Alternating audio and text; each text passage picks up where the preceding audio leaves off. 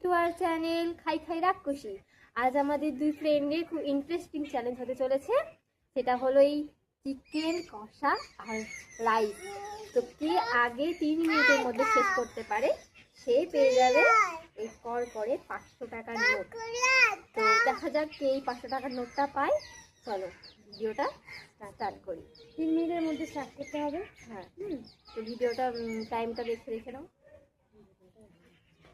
চলে যাবে, time start.